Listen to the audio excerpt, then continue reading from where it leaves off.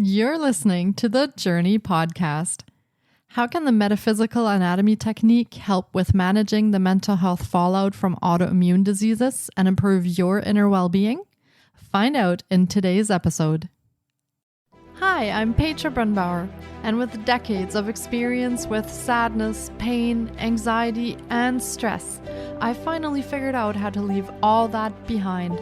And this podcast shows you how to break free permanently so you can reclaim your sanity and find the self-esteem and energy to go after the life you desire. With real talk about mental health, holistic healing, and the tough journey of coming out the other end. This is the Jōrni Podcast.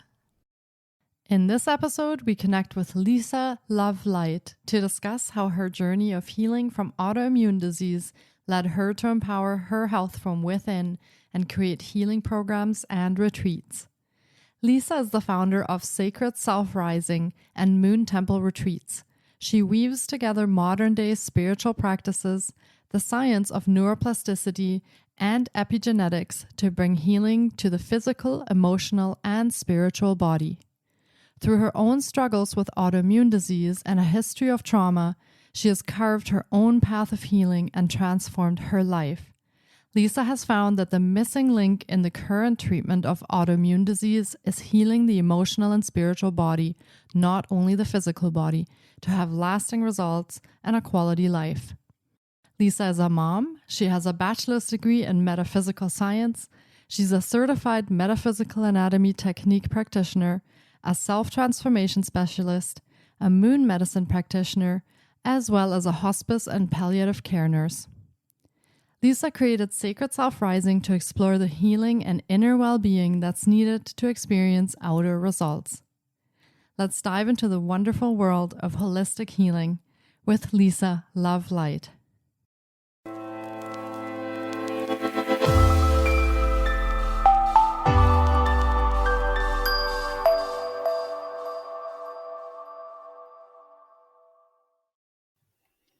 Hi, Lisa. It's so great to have you on the podcast, and thank you for making time to chat.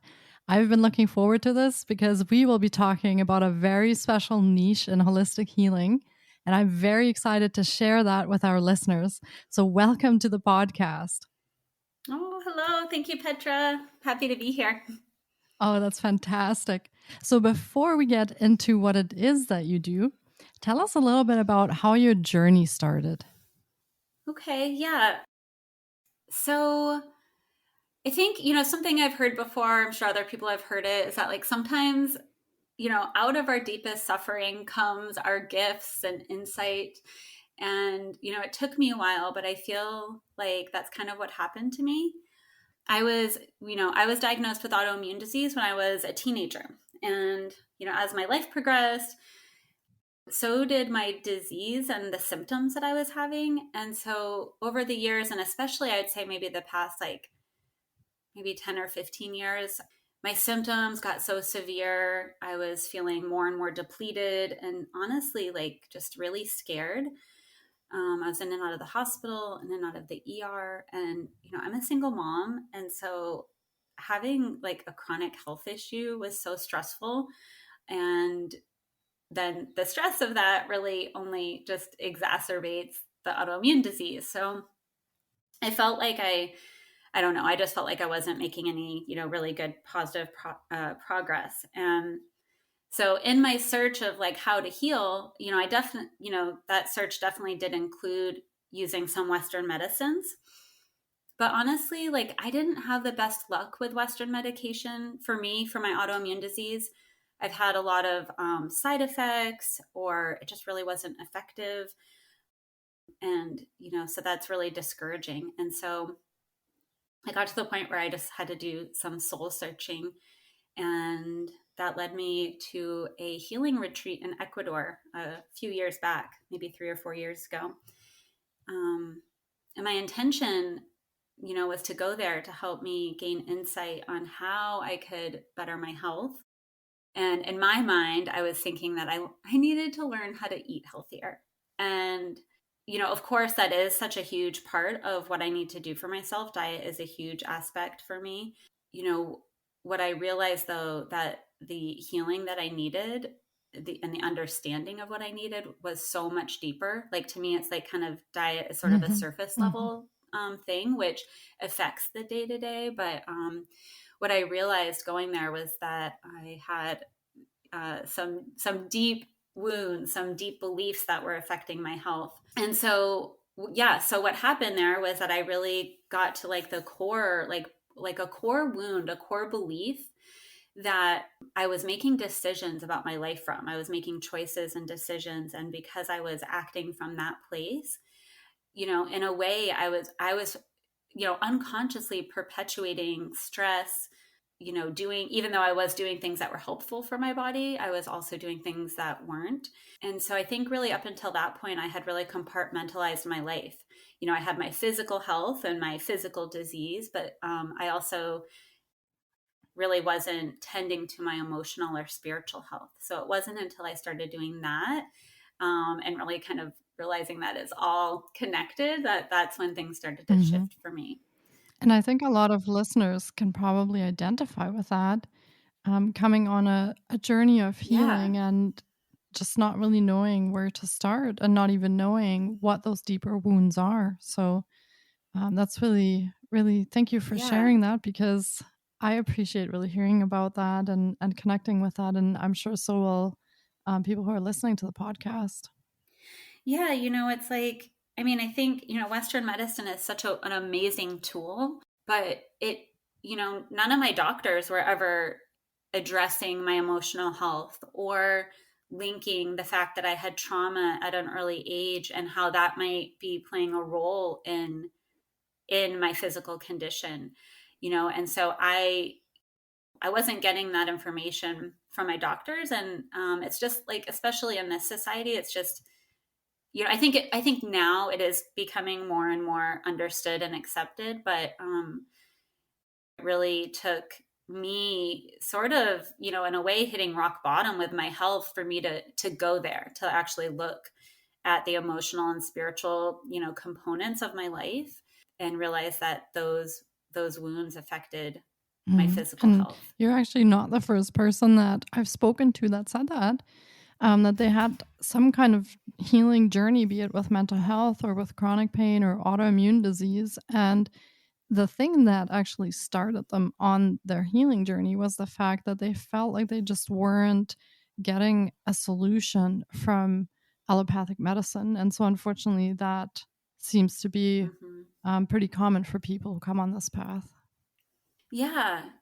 And you know, I'm a nurse, so like I believe in, you know, Western medicine, but it's really, you know, I'm just really realizing through my own journey. But like you said, I mean, just like talking to more and more people, it's like we, you know, our well-being comes from so much, not just our physical health. And actually, right, it comes down to the fact that our physical health, what impacts our physical health is our emotional and spiritual well-being. And so yeah, I came to that understanding the hard way, you know, and I'm really hoping to help people, you know, to tend to that, right, before it gets to be this extreme situation. And I think that's really important, is to consider that all of the components are linked together. So the mental health, the physical health, the emotional health, everything comes together. It's not separate things that need to be addressed. They're all like one holistic thing that needs to be healed together. So that's really important work that you do. And I am really sorry that, like, with so many people, that you had to go through all of that to find that. Yeah, you know, I mean, it's part of the journey, and that's kind of why it's like, you know, it's interesting because when I think about it, I wouldn't be, most likely, who knows, right? But most likely I wouldn't be on this path of, you know, healing and helping others heal and creating space and containers for people. I wouldn't be on this path if I didn't go through all this myself. Like if I was super physically healthy, you know, I would have never, I don't know that I would have dug into this, you know, or at least maybe not at the time that I did. So it's like, you know, that's something that I've come to realize is like, and I mean, I know this might sound weird, but it's like, what are, kind of like, what are the gifts? What are the, the gifts, the lessons that, what we look at as like Mm-hmm. obstacles Mm-hmm. or illness or, like, stuff going on, like our own suffering. But it's like, what does that teach us? And like, what like for me, like, what have I Mm-hmm. gained from that? And Yeah, reframing those things so that you can move forward with yeah, that. Exactly. yeah, I wouldn't, like I am really conscientious about my diet and, my self-care routine and all of that. And I love that. But I'm, part of what motivates me is because I have to, Mm-hmm. because of dealing with autoimmune disease. Yeah. So I just like, I don't know how to say it, but like, I feel like, yeah, like sometimes like that is how we get to where we need to be. Like it's not the obstacle. They're not obstacles in the path. That is our path, Exactly. Yeah, no, that's so true. And I bet you that a lot of people it's exactly that same experience. They actually end up looking because they're propelled onto a path where that necessitates that, either with physical ailments or mental or emotional ailments, and then they end up coming down a certain path. So it's all aligns that way. Yeah. Yeah. So I went, yeah, after this retreat, I I just realized, well, wow, I went there, I thought to like, kind of refine my eating habits, which in turn, honestly, that is one of the outcomes. But what I realized was that I had some deep inner work to do on my belief system, understanding my emotional well-being, how my past trauma affects my daily life. And so I, after that retreat, immediately got on the path of studying Hmm. like metaphysics. Ended up getting a degree in metaphysical science and just really studying that and applying it to myself and just doing that work of like examining those wounded beliefs and like reframing them and reprogramming them and then making decisions and choices from that new empowered belief system and watching how honestly how quickly things started to shift for me. Started me making different decisions that led to better Hmm. outcomes for myself and just started to inspire me. I'm like, wow, like if this is amazing. And it just, it's like, it's never, it hasn't stopped. Like Hmm. I'm still like learning Exactly. things. And so I dove into the metaphysical science degree, but then I also learned the metaphysical anatomy technique, which it's funny. They have like the same names, but they're somehow like not related. They're not like the same program, but they fit so well together. That sounds really cool, a degree in metaphysics. That's amazing. Yeah, it's so fascinating. It's like I just love it. And That's so great. yeah.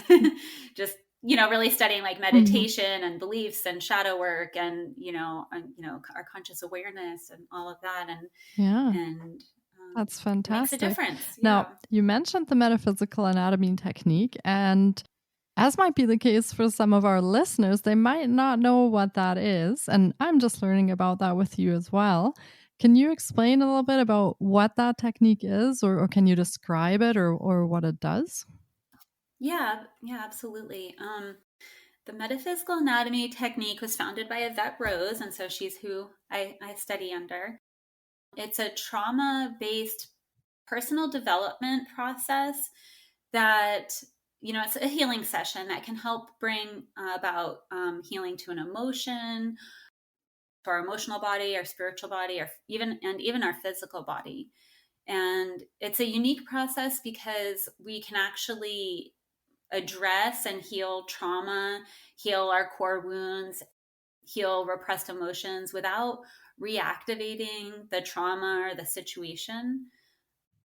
The technique doesn't ask people to relive or retell their trauma. And I think that's such an important aspect because as we study neuroscience, we understanding neuroplasticity, the more that we do something, the more that becomes wired in our brain. And so the more that we relive or retell about something, it's like we're reactivating all that. So we can actually heal these core wounds without reactivating them. And we do that by healing the emotions associated with it and also helping to rebalance Wow. instincts. That sounds So like a really great technique.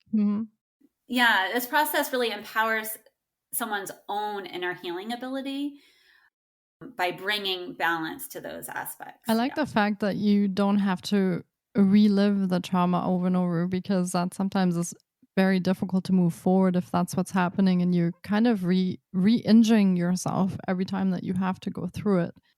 So I think that's really powerful, Yeah. that you can work forward from that. Yeah. Our body, our brain doesn't know the difference between an actual event or an imagined event. And so that's why the process of visualization is so powerful, say for something that we want, right? They've done this study with athletes where they'll have like control groups that actually like practice the sport or practice a technique, and then they'll have people physically practice it, and then they'll have a control group of people who don't physically practice it, but they'll go over it in their mind, and they'll like go through the motions in their mind. And then when they go to perform and measure the two groups, honestly, sometimes the control group that just did the visualization and not the actual physical practice performs better. And that just goes to show that we, in our mind's eye, when we're reliving something, we're firing those emotions. We do create that muscle memory, like it all activates within. And so when we think of that for something we want, that's really empowering. But when we're reliving something we don't want, then now that's disempowering. And what it does is it fires off our instincts, which create the fight or flight response, which releases cortisol, the stress hormone, which can lead to inflammation. And that's why, that's really how stress can actually cause disease. Wow. Thank you so much for explaining that. That was really interesting for me to hear too, that, and you're right, with neuroplasticity, I guess the more we practice something, the more it kind of becomes even more pronounced in us. So reliving trauma and thinking about it and talking about it, that would kind of just keep reinforcing that that's the state we need to be in. So that makes sense to Right. move forward from that. Now, when we talked previously, you mentioned about womb healing. And can you explain what womb healing is, and is that related to the metaphysical anatomy technique as well? Yes. I also learned that from Yvette Rose, and it's part of this process. And it's pretty similar to the metaphysical anatomy technique, the womb healing. I think both of them, one of the ways that both of them work is through intention. And ultimately, I guess we're affecting like the field, right? Like the quantum field. And so with the womb healing, what we do is we actually have the client kind of go back to the time that they're in their mother's womb, and we guide them to, and that's why it's like an intuitive process, right? It's like we guide them to, what are they sensing? What are the emotions and the instincts that their mother is experiencing that when we're in the womb, we're actually feeling. And so we, just like we offer the healing through the MAT session, we offer this healing through this lens of being in the womb. And the reason why this type of healing session is so powerful, I think, is because when we think about it, when we're in the womb, we are susceptible to our mother's stress and emotions and instincts. So if there was some, disharmony going on in our mother's life, we absorb that as babies, not, having the tools, right? Like now as we're adults and we're, we have all these tools and healing modalities to work through things, right? But when we're in the womb, if there's stressful things happening in our mother's life, then that equates to stress for us. So this womb healing actually offers healing. So like when we think of like the MAT session, going back and healing a traumatic event or a repressed emotion, the womb healing actually goes all the way back to the time we are in the womb and healing that time in our life. These sound like really gentle techniques that are so powerful, and that would work really well for women going through any kind of mental health, like anxiety, stress, or even trauma. So that sounds like it's very gentle. Yes, they're very nurturing. Yeah, very, very gentle, very nurturing. And yeah, I find it really interesting. I love this type of work because it is exactly that. They're profound. We can have profound healing without having to, yeah, reactivate. And it just brings so much insight. And it just also helps us, not only does it heal, but it helps us empower our intuition and Mhm. trusting ourselves, trusting that what is coming up is the right thing that to come up, trusting that what we're feeling, the memories we have, the associations that we make Mhm. is all Mhm. part of And it. sometimes that can be really scary to just trust yourself and know that it's okay to go through that and to experience and feel those things. Mm-hmm. So, yeah, Mm-hmm. so thank you for explaining that. I've actually never worked with that technique before, so that was really interesting. And you have Yeah. brought these sessions into your own business, which is called the Sacred Self Rising. And how do you incorporate this work into your business or the Moon Temple retreats that you offer? So Sacred Self Rising, within that we offer one-on-one sessions for the MAT sessions, or the Metaphysical Anatomy Technique. I call it MAT sessions, or I offer the womb healings. So those are, standalone sessions, but I also have a 6-month program called the Sacred Self Immersion that really helps women dig into their belief structures and provides guidance on rewriting the narrative, reframing. We teach about using neuroplasticity to benefit you, to help create the new beliefs and habits and goals and create the life that you desire. So we use these techniques as these really, as women are, yeah, because I serve women. That's kind of the people I'm working with. For the immersion, it's sort of like this introspective process. And as things come up, then we have these healing sessions available to really offer that deep healing, that deep nurturing to help really solidify the changes that women are Mhm. consciously making. And another aspect of why what we do within Sacred Self Rising is really focusing on consciously creating, because as we heal wounds, trauma, emotional events, that creates space. And we want to be really conscientious of, like, now that there's space created, what are we filling that space with? We all have the ability to be conscious creators, but I think when you have a history of trauma or chronic illness, it's really important to have that support and guidance to navigate, to actually create this lasting change that's going to benefit obviously your physical health, but your emotional and spiritual health, and reaching for something, Mhm. that Yeah, is going to fill you exactly. up. That's a really good point, because we often heal through things and then you reach the point where you're like, okay, I'm here now. What do I do with all that? Yeah. Yeah, so it's like, what are we calling in? It's like I was able to let go of this, but what do I want to call in? And because, yeah, when we create space, it's like, okay, if we don't consciously choose what we're gonna fill that space with, then something's gonna fill in. How that works. So we want to Mhm. be conscious about that. And so with Sacred Self Rising, everything's like distance healing online. We meet on Zoom, but the Moon Temple retreats are destination retreats in person in Mexico, where we gather an intentional spiritual community where we do some similar work, where we are working on rewriting our beliefs, consciously creating our reality, healing the ancestral shadow, drawing upon the wisdom and the strengths of our feminine lineage so that we can write our next chapter. That sounds like a Um, great place to be. yeah. And when is your next retreat? So the next retreat is called Ancestor Alchemy, and that's a Moon Temple retreat. And it's October 6th through the 11th of 2022 in Cerritos Beach in Mexico, which is in southern Baja. So we're going to be staying at this really beautiful beachfront resort. And I actually have land there. And so that's where we go to have our ceremonies. Yeah, so Moon Temple retreats, we honor the moon. And so Ancestor Alchemy will be held on the full moon Wow, in that sounds really October. magical. So maybe we'll see you in Mexico. That would be It amazing. honestly is, yeah. I hope so. Yeah, it's really amazing. Yeah, these retreats are just this perfect balance retreat work, of deep inner healing, but it's also vacation time as well. So we get to hang out on the beach and have like beach bonfires under the moon and under the stars at night. We go on an excursion in the Sea of Cortez. We get to explore southern Baja a bit, but there's also this aspect of the retreat where it's deeply transformational in a really beautiful and gentle way.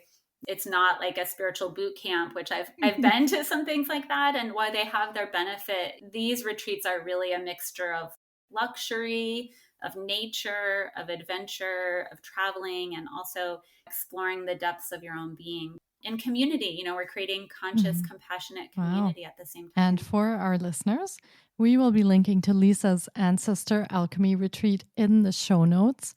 And if you're listening in before October 2022, you can still get a spot for this amazing retreat in Mexico.